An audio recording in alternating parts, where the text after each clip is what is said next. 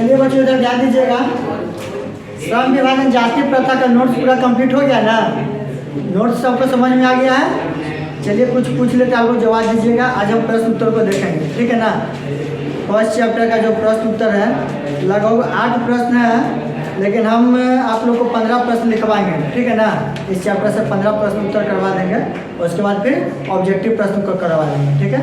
बताइएगा, लड़का से बताएगा श्रम विभाजन जाति प्रथा गद्य की कौन सी विद्या है? निबंध है। इसके लेखक कौन है? अम्बेडकर है। उनका जन्म कब हुआ था? कहाँ पे हुआ था? भीमराव अम्बेडकर एक पुस्तक लिखे थे एनहिलेशन, इसका हिंदी रूपांतरण किसने किया था? भीमराव अम्बेडकर के पिताजी का नाम क्या था? माँ का नाम? भीमराव अम्बेडकर के माँ का नाम क्या था? चलिए बहुत अच्छा। उनके 3 प्रेरक थे, उनका नाम क्या था? उनका मृत्यु कब और कहाँ हुआ था? चलिए बहुत अच्छा। देखिए पहला प्रश्न क्या, ध्यान दीजिएगा। भीमराव अम्बेडकर किस विडंबना की बात करते हैं? किस उपहास की बात करते हैं? किस उपहास की बात करते हैं, ठीक है ना? और विडंबना का स्वरूप क्या है, उसका रूप क्या है, विडंबना का असली रूप क्या है अम्बेडकर के अनुसार? तो ध्यान दीजिएगा, भीमराव अम्बेडकर के अनुसार आज के इस आधुनिक युग में, आधुनिक जीवन में, आधुनिक जगत में जातिवाद के पोषकों की कमी नहीं है। और यही विडंबना की बात है कि जातिवाद के पोषकों का कहना है कि कार्य कुशलता के लिए श्रम विभाजन आवश्यक है। देखिए भीमराव अम्बेडकर क्या कहते हैं, प्रश्न को ध्यान से समझिएगा, आप लोग को ऑटोमेटिक याद हो जाएगा, याद करने की जरूरत नहीं पड़ेगा। भीमराव अम्बेडकर किस विडंबना की बात करते हैं? विडंबना का स्वरूप क्या है? तो वो कहते हैं क्या कि आज के आधुनिक समय में किसी भी कास्ट के व्यक्तियों के लिए कोई पोषक की कमी नहीं है, लेकिन जो जातिवाद है ना, उनका कहना क्या है कि श्रम विभाजन के लिए, जाति प्रथा के श्रम विभाजन होना क्या है, बहुत ही जरूरी है। तो यही विडंबना का बात है, बात समझिए ना? श्रम के आधार पर हम लोग, सॉरी, जाति के आधार पर श्रम को बांटेंगे, कार्य को बांटेंगे, तो ये विडंबना होगा ना जी, ठीक है ना? यही भीमराव अम्बेडकर बोलने का प्रयास कर रहे हैं, ठीक है? दूसरा प्रश्न क्या है, जाति प्रथा के पोषक उसके पक्ष में क्या तर्क देते हैं? तर्क मतलब क्या सुझाव देते हैं, क्या राय देते हैं? जो जातिवाद के जो पोषक है उसके पक्ष में क्या कहते हैं? देखिएगा, जातिवाद के पोषक इसके पक्ष में यह तर्क देते हैं कि कार्य कुशलता के लिए श्रम विभाजन का होना आवश्यक है। कहता है कि अच्छा से कार्य, जब श्रम का हम लोग बंटवारा करेंगे जाति के आधार पर, तभी कार्य जो है अच्छा से हो पाएगा।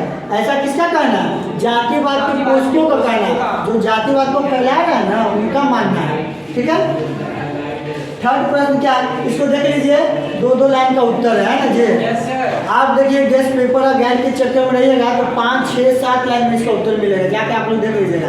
बस इतना आप लोग बढ़िया से याद कर लीजिएगा, और किस तरह से लिखना है सभी को तो पता ही है उत्तर, बस उस तरह से हैंड राइटिंग अच्छा बैठा कर लिखिएगा, आपको मार्क्स भरपूर दिया जाएगा, समझ गया ना? चलिए थर्ड नंबर प्रश्न क्या है, श्रम विभाजन में कैसे समाज की आवश्यकता है? श्रम विभाजन में कैसे समाज की आवश्यकता है? तो श्रम विभाजन में सभी समाज की आवश्यकता है ना जी, सभी समाज के, सभी कास्ट की आवश्यकता है, ठीक है?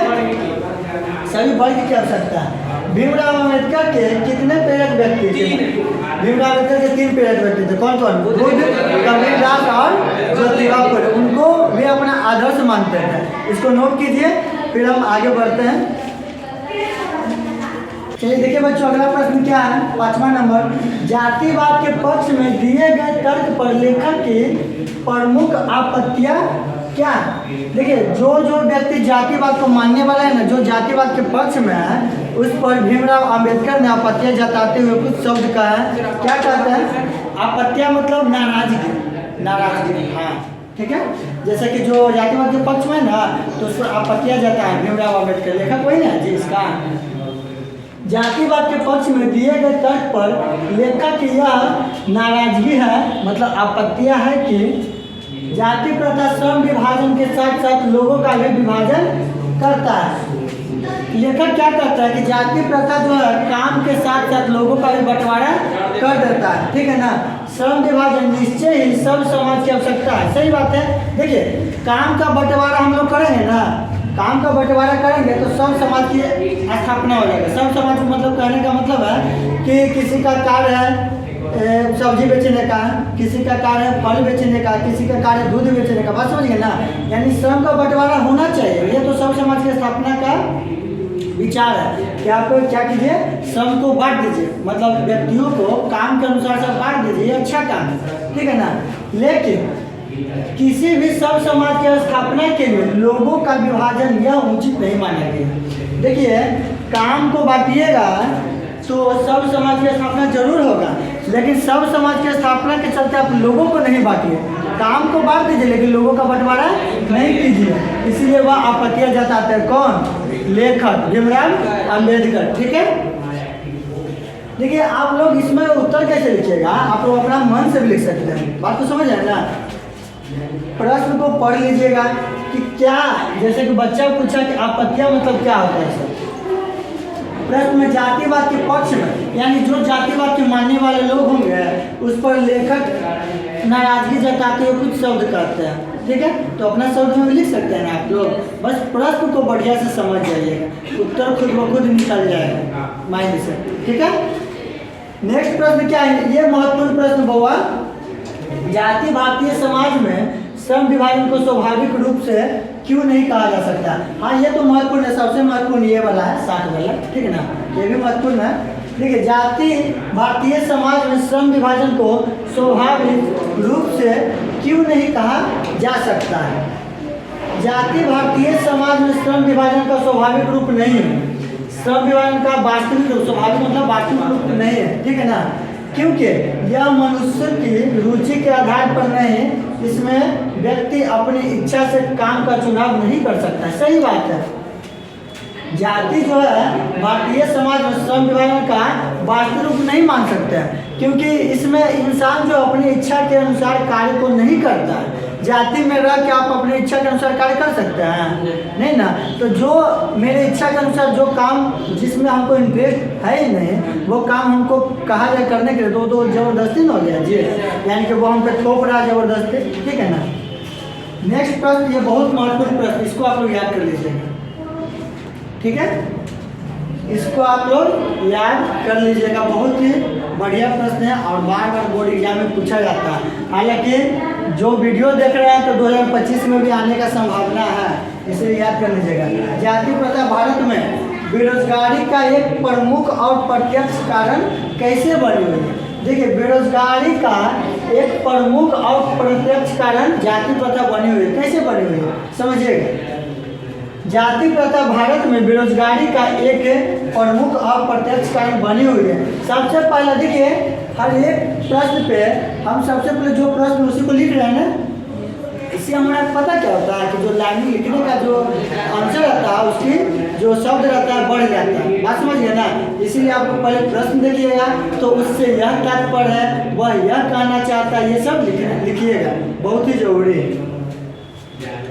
हाँ तो देखते हैं, जाति प्रथा भारत में बेरोजगारी का एक प्रमुख और प्रत्यक्ष कारण बनी हुई है, क्योंकि यह किसी व्यक्ति को अपने जाति से हटकर काम यानी कि श्रम चुनने की अनुमति नहीं देता है। देखिए जो जाति प्रथा है ना, इसमें व्यक्ति को अपने मन मर्जी से काम चुनने की अनुमति नहीं देता है। अब जिसको काम चुनने की अनुमति अपने मन से नहीं देगा और उस व्यक्ति को जिस काम के लिए कहा जा रहा है उसको करने में उसको मन लगे ही नहीं, तो वो बेरोजगार बनेगा कि नहीं बनेगा, बेरोजगार बन ही जाएगा, ठीक है। आप जिस जाति के हैं उसी जाति के अनुसार आपको जो काम मिले उसे करना पड़ेगा, ऐसा कहा दिया जाए और आपको उसमें इंटरेस्ट है ही नहीं, आपको उस काम का नॉलेज है ही नहीं, तो आप उस काम को अच्छे ढंग से कर पाएंगे, नहीं कर पाइएगा। तो ये क्या बेरोजगारी का प्रमुख और प्रत्यक्ष कारण बना हुआ कि नहीं, जाति प्रथा, जातिवाद, इसमें किसी को कोई दिक्कत नहीं। चलिए इसको नोट कीजिए, एक दो प्रश्न और बचा हुआ उसको करवा देते हैं। ध्यान दीजिएगा, 8वां प्रश्न क्या हुआ, लेखक आज के उद्योगों मतलब समझ आए ना, उद्योगों में काम करके काम बिजनेस वगैरह रहते हैं ना, उद्योगों में गरीबी और उत्पीड़न से बड़ी समस्या किसे मानते हैं और क्यों? जैसे देखिए, गरीबी और उत्पीड़न से भी बड़ी समस्या लेखक के अनुसार क्या है आज के उद्योगों में, आज के कामों में, आज के धंधों में।